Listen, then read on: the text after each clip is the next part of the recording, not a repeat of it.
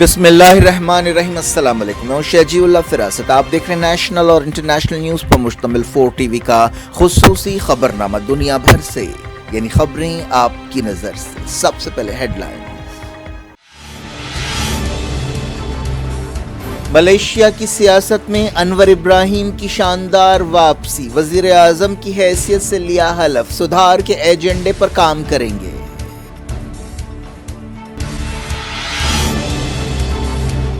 Lieutenant general Asim Munir Pakistan کے نئے army chief مقرر، صدر عارف الوی نے کی عمران خان سے ملاقات، حکومت نے کہا منظوری نہیں دیں گے تو پلان بھی تیار ہے۔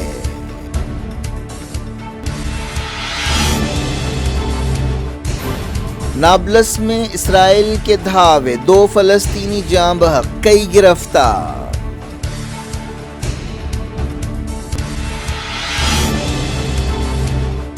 سیریا میں ترکی کے حملے جاری، امریکہ نے کہا داعش کے خلاف کامیابیاں خطرے میں پڑ گئی ہیں۔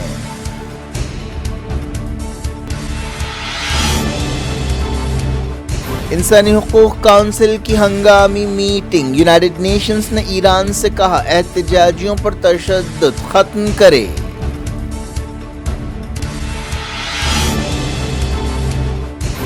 یوکرین میں رشیا کے حملے جاری، دارالحکومت کیف کے 70% علاقے پانی اور بجلی سے محروم، ماسکو نے کہا زیلنسکی حقیقت پسند بنے۔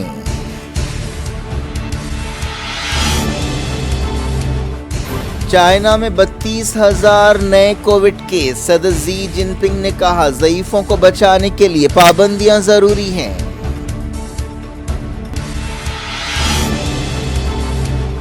جامع مسجد میں لڑکیوں کے داخلے پر پابندی لگا دی گئی، کہا غیر اخلاقی سرگرمیاں ہو رہی تھی، ویمنز کمیشن نے دی نوٹس۔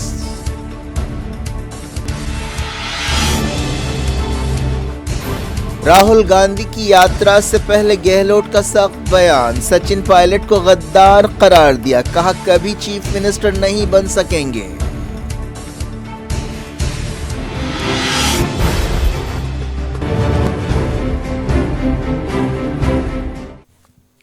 ہیڈ لائنز آپ نے دیکھی، اب خبروں کی تفصیل کی طرف آپ کو لیے چلتے ہیں۔ ملیشیا میں انور ابراہیم نے ملک کے 10ویں وزیر اعظم کی حیثیت سے حلف لیا، اس طرح انہوں نے ملک کی سیاست میں شاندار واپسی کی ہے۔ 1990 کے دہے میں ہی انہیں وزیر اعظم کے عہدے کا دعوے دار سمجھا جاتا تھا، لیکن اچانک انہیں کرپشن اور بدفعلی کے الزام میں جیل بھیج دیا گیا تھا۔ 75 سالہ سینئر سیاستدان نے ملیشیا کے بادشاہ سلطان عبداللہ سلطان کی موجودگی میں شاہی محل میں حلف لیا۔ انہیں بادشاہ نے وزیر اعظم بننے کی دعوت دی تھی۔ حالیہ الیکشنز میں انور ابراہیم کے اتحاد نے سب سے زیادہ سیٹیں حاصل کی تھیں، لیکن اس اتحاد کو حکومت بنانے کے لیے درکار 112 سیٹیں نہیں ملی تھیں۔ ان کی پارٹی اب بعض دوسری جماعتوں سے تائید حاصل کر رہی ہے، جن میں سابق وزیر اعظم محی الدین یاسین کا اتحاد بھی شامل ہے۔ حالیہ الیکشنز میں ایک حیران کرنے والے نتیجے میں سابق وزیر اعظم مہاتیر محمد کو 53 سال بعد اپنے حلقے میں پہلی بار شکست ہوئی تھی۔ انور ابراہیم نے ایک اسٹوڈنٹ لیڈر کی حیثیت سے اپنی زندگی شروع کی تھی۔ انہوں نے 1971 میں مسلم لیگ موومنٹ قائم کی تھی، بعد میں انہوں نے غریبی اور کئی سماجی مسائل پر آواز اٹھائی۔ انہوں نے جلد ترقی کی اور وزیر فائنانس بنے، اس کے بعد وہ نائب وزیر اعظم بھی بنے۔ مہاتیر محمد نے انہیں اپنے جانشین کی حیثیت سے چنا تھا، لیکن ایشیا میں مالی بحران کے درمیان ستمبر 1998 میں انور ابراہیم کو برطرف کر دیا گیا۔ ان پر کرپشن اور بدفعلی کا الزام لگایا گیا، انہیں 2004 میں پہلے ضمانت پر رہا کیا گیا۔ انور ابراہیم نے تقریباً 10 سال جیل میں گزارے ہیں۔ 2018 میں انہیں معافی دی گئی اور پھر سے رہا کیا گیا۔ وہ ایک سدھار پسند لیڈر کے طور پر جانے جاتے ہیں اور امکان ہے کہ وہ اپنے سدھار یا ریفارمز کے ایجنڈے پر عمل کریں گے۔ مغربی کنارے کے نابلس میں اسرائیلی فوج کے الگ الگ دھاووں میں 2 فلسطینی جاں بحق ہوئے۔ فلسطین انفارمیشن سینٹر نے بتایا کہ 4 شنبے کو دھاووں کے دوران یہ فلسطینی زخمی ہوئے، بعد میں ان کی موت ہو گئی۔ ان فلسطینیوں کی پہچان 22 سالہ محمد ہشام اور 30 سالہ محمد احمد کی حیثیت سے کی گئی۔ ایک دن پہلے ہی اسرائیلی فوج نے مزار یوسف کے قریب کریک ڈاؤن کیا، جس سے ایک فلسطینی بچہ ہلاک ہوا اور 6 دوسرے زخمی ہوئے۔ 2022 اب تک کم سے کم 202 فلسطینی ہلاکتوں کے ساتھ بدترین سال ثابت ہوا ہے۔ اسرائیلی ہلاکتوں کے اعتبار سے بھی یہ بہت برا سال ثابت ہوا ہے۔ ایک دن پہلے یروشلم میں 2 بم دھماکوں میں ایک اسرائیلی لڑکا ہلاک ہوا تھا اور 21 اسرائیلی زخمی ہوئے تھے۔ اسرائیلی عہدیداروں نے کہا ہے کہ یروشلم میں کل کا جو حملہ تھا ویسا حملہ انہوں نے برسوں میں نہیں دیکھا۔ اسرائیلی عہدیداروں نے اسے ایک تال میل کے ساتھ کیا گیا منظم حملہ قرار دیا۔ وزیر اعظم نفتالی بینٹ نے اعلیٰ سطح کی ایک میٹنگ میں صورتحال کا جائزہ لیا۔ اسرائیلی پولیس نے کریک ڈاؤن کرتے ہوئے کئی فلسطینیوں کو گرفتار کیا۔ فلسطین کی تمام مسجدوں میں بڑے پیمانے پر فجر عظیم مہم شروع کی گئی ہے۔ اس کے نتیجے میں بڑی تعداد میں لوگ فجر کی نماز کے لیے مسجدوں میں امڑ آ رہے ہیں۔ پاکستان کے وزیر اعظم شہباز شریف نے لیفٹیننٹ جنرل عاصم منیر کو نیا آرمی چیف مقرر کیا ہے۔ اس طرح کئی مہینوں سے جاری سسپنس ختم ہوا ہے۔ وزیر اطلاعات مریم اورنگزیب نے ٹویٹر پر اس تقرر کا اعلان کیا۔ پاکستان میں آرمی چیف کا عہدہ کافی اہم سمجھا جاتا ہے۔ پاکستان کی 75 سالہ تاریخ میں تقریباً آدھا وقت فوج نے سیدھے طور پر حکومت کی ہے۔ اس کے علاوہ جمہوری حکومتوں میں بھی فوج کا اہم کردار سمجھا جاتا ہے۔ Lieutenant general Shamshad Sahir joint chief of staff committee chairman کی حیثیت سے ذمہ داری سنبھالیں گے۔ جنرل منیر قمر جاوید باجوہ کی جگہ لیں گے، جن کی میعاد 29 نومبر کو ختم ہونے والی ہے۔ شہباز شریف نے کیبنٹ میٹنگ کی صدارت کی جس میں منیر کو آرمی چیف کی حیثیت سے چنا گیا۔ اس عہدے کے لیے جملہ 6 دعوے دار تھے۔ فی الحال Munir Rawalpindi army head quarter میں تعینات ہیں۔ انہوں نے خفیہ ایجنسی ISI کے چیف کی حیثیت سے بھی کچھ وقت کام کیا ہے۔ وزیر دفاع خواجہ آصف نے بتایا کہ منیر اور شمشاد کے ناموں کو منظوری کے لیے صدر عارف الوی کے پاس بھیج دیا گیا ہے، جو پاکستان کی فوجوں کے سپریم کمانڈر ہیں۔ اس دوران اس بارے میں اندازے طرح طرح کے لگائے جا رہے ہیں کہ کیا صدر عارف الوی ان تقررات کو منظوری دیں گے جن کا تعلق سابق وزیر اعظم عمران خان کی تحریک انصاف پارٹی سے ہے۔ اس دوران عارف الوی نے زماں پارک پہنچتے ہوئے تحریک انصاف کے چیئرمین عمران خان سے ملاقات کی۔ سمجھا جاتا ہے کہ انہوں نے آرمی چیف اور دوسرے فوجی تقررات کے بارے میں بات چیت کی۔ اس دوران پاکستان کے وزیر فائنانس اسحاق ڈار نے کہا کہ اگر صدر عارف الوی نے فوجی تقررات میں رکاوٹیں ڈالی تو پلان بھی تیار ہے۔ انہوں نے کہا کہ 28 نومبر تک تعیناتی کا عمل پورا ہو جائے گا۔ ترکی کے ہوائی حملوں میں ایک بار پھر نارتھ سیریا میں کردوں کے ٹھکانوں کو نشانہ بنایا گیا۔ اس دوران پینٹاگون نے کہا کہ ترکی کے حملوں سے ISIS یا داعش کے خلاف لڑائی میں کئی برسوں سے حاصل کی گئی کامیابیاں خطرے میں پڑ گئی ہیں۔ امریکہ کردوں کی فوج YPG کا اتحادی ہے۔ 13 نومبر کو استنبول بم دھماکے کے بعد ترکی نے نارتھ سیریا میں ہوائی حملے تیز کر دیے ہیں۔ اس کے جواب میں کرد ملیٹنٹس نے بھی ترکی میں بعض حملے کیے ہیں۔ ترکی عراق میں بھی ایسے حملے کر رہا ہے۔ پینٹاگون کے ترجمان بریگیڈیئر جنرل پیٹ رائڈر نے ایک بیان میں کہا کہ سیریا میں ترکی کے حالیہ حملوں سے امریکی سپاہیوں کے لیے بھی خطرے بڑھ رہے ہیں، جو سیریا میں ISIS کو شکست دینے کے لیے اپنے مقامی پارٹنرز کے ساتھ مل کر کام کر رہے ہیں۔ انہوں نے کہا کہ کرد فورسز کی قید میں 10,000 سے زیادہ داعش قیدی ہیں۔ ترکی کے صدر طیب اردوان نے سیریا میں زمینی آپریشنز کی بھی دھمکی دی ہے۔ ایران نے کہا ہے کہ وہ اپنی قومی سلامتی کی حفاظت کے لیے بعض پڑوسی ملکوں میں کردوں کے خلاف اپنے آپریشنز کرے گا۔ وہ عراق کے کردوں پر حملے کر چکا ہے۔ سیکیورٹی کونسل کو ایک خط لکھتے ہوئے ایران کے نمائندے نے کہا کہ اس کے پاس اپنے لوگوں کی اور اپنی قومی سلامتی کی حفاظت کے لیے اس طرح کی کارروائیوں کے سوا کوئی دوسرا چارہ نہیں ہے۔ یونائیٹڈ نیشنز کی انسانی حقوق کونسل کے چیف نے کہا ہے کہ ایران کو احتجاجیوں پر تشدد ختم کرنا چاہیے۔ عالمی ادارے کے چیف وولکر ترک نے انسانی حقوق کونسل کی ہنگامی میٹنگ سے خطاب کرتے ہوئے یہ بات کہی۔ اس میٹنگ میں ایران میں مظاہروں پر کریک ڈاؤن کی موجودہ صورتحال کا جائزہ لیا گیا۔ ایران نے اس میٹنگ پر اعتراض کیا ہے۔ مغرب کی انسانی حقوق تنظیموں کا الزام ہے کہ ان مظاہروں میں 400 سے زیادہ لوگ ہلاک ہوئے ہیں۔ ایران میں اخلاقی پولیس کے ہاتھوں یا اخلاقی پولیس کی تحویل میں مہسا امینی نامی ایک کرد عورت کی ہلاکت کے بعد سے مسلسل مظاہرے ہو رہے ہیں۔ یہ ایران میں اسلامی انقلاب کے بعد اسلامی نظام کے لیے اب تک کا سب سے بڑا چیلنج ہے۔ رشیا نے یوکرین سے کہا ہے کہ وہ بات چیت کے تعلق سے حقیقت پسند رویہ اختیار کرے۔ یونائیٹڈ نیشنز میں رشیا کے نمائندے ویزلی نیبنزیا نے کہا ہے کہ اب تک صدر وولودیمیر زیلنسکی اور ان کے اتحادیوں کے رویے سے ظاہر ہوتا ہے کہ انہیں امن میں کوئی دلچسپی نہیں ہے۔ وہ دھمکیوں کی غیر ذمہ دارانہ زبان استعمال کر رہے ہیں۔ انہوں نے سیکیورٹی کونسل کی ہنگامی میٹنگ سے خطاب کرتے ہوئے یہ بات کہی۔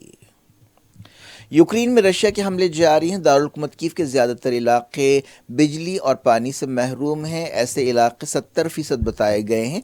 कई इलाकों में पानी बंद हो गया है। रशिया के हमलों में सिविलियन इंफ्रास्ट्रक्चर को भारी नुकसान पहुंचाया गया है। कई दूसरे शहर भी पानी और बिजली की किल्लत से दो चार है। कीव के मेयर ने बताया कि इंजीनियर्स पानी और बिजली की बहाली के लिए रात दिन काम कर रहे हैं। कीव में बिजली ना होने की वजह से टॉर्च की रोशनी में सर्जरीज करनी पड़ रही हैं। यूक्रेन के सदर वोलोडिमीर ज़ेलेंस्की ने यूएन सिक्योरिटी काउंसिल से कहा है कि वो रशिया के खिलाफ सिविलियन इंफ्रास्ट्रक्चर को निशाना बनाने के खिलाफ कार्रवाइयां करे। ज़ेलेंस्की ने वीडियो लिंक के जरिए सिक्योरिटी काउंसिल से खिताब करते हुए कहा कि सिर्फ आज के दिन 70 मिसाइल दागे गए। ये रशिया की दहशतगर्दी है। उन्होंने कहा कि हॉस्पिटल, स्कूल्स, ट्रांसपोर्ट और आबादी वाले इलाकों को निशाना बनाया जा रहा है। उन्होंने कहा कि यूक्रेन दुनिया की तरफ से ठोस कार्रवाई के इंतजार में है। चाइना में सख्त पाबंदियों के बावजूद एक बार फिर डेली कोविड केसेस बढ़ते जा रहे हैं। दारुल-हुकूमत बीजिंग और ग्वांगझू सूबे बहुत ज़्यादा मुतासर हैं। चारशंबे को मुल्क में तकरीबन 32,000 डेली कोविड केसेस पाए गए हैं। चाइना की हुकूमत ने कई जगह पाबंदियां लगाई हैं जिससे लोग खुश नहीं हैं। बाज़ शहरों में लॉकडाउन है। सदर जी जिनपिंग ने कहा है कि मुल्क की ज़ईफ़ आबादी को बचाने के लिए सख्त पाबंदियां ज़रूरी है। नेशनल हेल्थ कमीशन ने बताया कि 13 अप्रैल को इससे पहले रिकॉर्ड 29,000 से ज़्यादा केसेस पाए गए थे। तब से अब तक ये एक नया रिकॉर्ड बना है जिसमें 31,500 से ज़्यादा डेली कोविड केसेस रिकॉर्ड किए गए हैं। यूनाइटेड नेशंस के नुमाइंदे ने कहा कि यमन जंग को तशद्दुद के जरिए हल नहीं किया जा सकता। हांस ग्रैनबर्ग ने अरब न्यूज़ अखबार से बातचीत करते हुए ये बात कही। हाल ही में यमन जंग बंदी टूट गई थी। इसके बाद से वक्फे से हमले हो रहे हैं। लौटते हैं इंडिया। दिल्ली की तारीखी जामा मस्जिद के मैनेजमेंट ने लड़की और लड़कियों के ग्रुप के दाखिले पर पाबंदी लगा दी है। इस सिलसिले में एक हुक्म जारी किया गया। इस पर एक तनाज़ा पैदा हो गया है। मस्जिद के कंपाउंड में म्यूज़िक के साथ वीडियो शूट करने पर भी पाबंदी लगाई गई है। शाही मस्जिद के इमाम सैयद अहमद बुखारी ने बताया कि तारीखी इमारत में बाज़ वाक़यात के मद्देनज़र ये फ़ैसला किया गया है। बुखारी ने कहा कि जामा मस्जिद इबादत की जगह है और इबादत के लिए लोग आ सकते हैं, लेकिन अकेली लड़कियों का आना और उनके आशिकों का इंतज़ार करना ये जगह इसलिए नहीं है। इस पर पाबंदी लगाई गई है। उन्होंने कहा कि चाहे मस्जिद हो, मंदिर हो या गुरुद्वारा हो, इबादत की जगह है। आज ही 20 से ज़्यादा लड़कियों का एक ग्रुप आया है और उसे आने की इजाज़त दी गई है। इस फैसले पर काफ़ी तनकीदें भी की जा रही हैं। दिल्ली विमेंस कमीशन की चेयरपर्सन स्वाति मालीवाल ने इस फैसले की मजम्मत की। उन्होंने कहा कि जामा मस्जिद में औरतों के दाखिले पर पाबंदी का फ़ैसला गलत है। उन्होंने कहा कि वो मस्जिद के इमाम को नोटिस जारी कर रही हैं। किसी को भी औरतों के दाखिले पर पाबंदी लगाने का हक़ नहीं है। मस्जिद के PRO सबीउल्लाह खान ने फैसले को दुरुस्त ठहराया और कहा कि अकेली आने वाली औरतों की बाज़ नामुनासिब हरकतें देखी गई हैं और इस तरह की हरकतों को रोकने के लिए ये पाबंदी लगाई गई है। राजस्थान के चीफ मिनिस्टर अशोक गहलोत ने उनके सियासी मुखालिफ सचिन पायलट के ताल्लुक से एक बहुत सख्त बयान दिया है और उन्हें गद्दार करार दिया है। इस तरह एक बार फिर दोनों के बीच दाखिली कशमकश सामने आ गई है। एक टीवी चैनल से बातचीत करते हुए उन्होंने कहा कि गद्दार को चीफ मिनिस्टर नहीं बनाया जा सकता। कांग्रेस हाईकमान सचिन पायलट को चीफ मिनिस्टर नहीं बना सकती। ये वो शख्स है जिसके पास 10 MLAs भी नहीं है। उसने बगावत की थी, उसने पार्टी को धोखा दिया था, वो गद्दार है। ये बयान एक इस वक्त सामने आया है जब राजस्थान में गुर्जर आरक्षण संघर्ष समिति के लीडर विजय सिंह बंसला ने रियासत में राहुल गांधी की भारत जोड़ो यात्रा की मुखालफत की है और बाज़ मुतालबात किए हैं। उनमें पायलट को चीफ मिनिस्टर बनाने का मुतालबा भी शामिल है। गहलोत ने 2020 की बगावत का हवाला देते हुए कहा कि पार्टी हाईकमान से पायलट ने माफ़ी नहीं मांगी थी और इसके लिए उन्होंने पायलट पर तनकीद की। बात करते हैं फीफा वर्ल्ड कप की। फीफा वर्ल्ड कप 2022 के ग्रुप जी के एक मैच में स्विट्ज़रलैंड ने कैमरून को 1-0 से हरा दिया। ये मैच काफ़ी दिलचस्प था। दोनों टीमें हाफ टाइम तक कोई गोल नहीं कर सकीं। दूसरे हाफ के शुरू में स्विट्ज़रलैंड ने फैसला कुन गोल किया। ये गोल ब्रेल एम्बोलो ने किया। एक दिन पहले जापान ने हैरान करने वाले एक और नतीजे में जर्मनी को 2-1 से हराया। ग्रुप F के एक मैच में बेल्जियम ने कनाडा को 1-0 से हराया। एक और मैच पुर्तगाल और घाना के दरमियान खेला जा रहा है। क्या कुछ हो रहा है आपकी दुनिया में? आखिर में हेडलाइंस दुनिया भर से एक बार फिर देखते हैं। ملیشیا کی سیاست میں انور ابراہیم کی شاندار واپسی، وزیر اعظم کی حیثیت سے لیا حلف، سدھار کے ایجنڈے پر کام کریں گے۔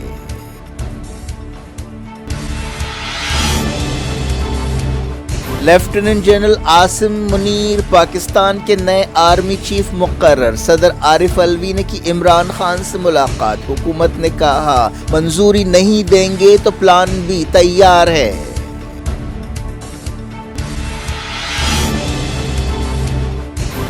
نابلس میں اسرائیل کے دھاوے، 2 فلسطینی جاں بحق، کئی گرفتار۔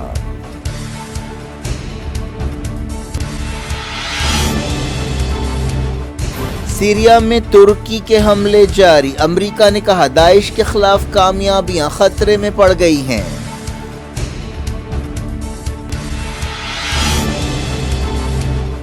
انسانی حقوق کونسل کی ہنگامی میٹنگ، یونائیٹڈ نیشنز نے ایران سے کہا احتجاجیوں پر تشدد ختم کرے۔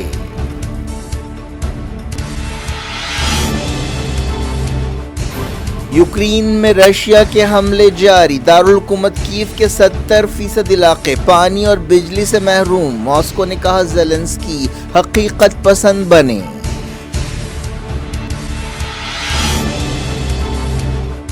چائنا میں 32,000 نئے کووڈ کیس، صدر زی جن پنگ نے کہا ضعیفوں کو بچانے کے لیے پابندیاں ضروری ہیں۔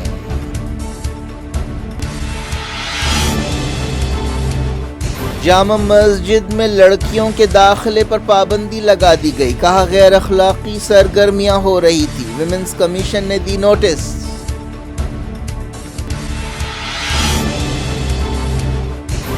راہل گاندھی کی یاترا سے پہلے گہلوٹ کا سخت بیان، سچن پائلٹ کو غدار قرار دیا، کہا کبھی چیف منسٹر نہیں بن سکیں گے۔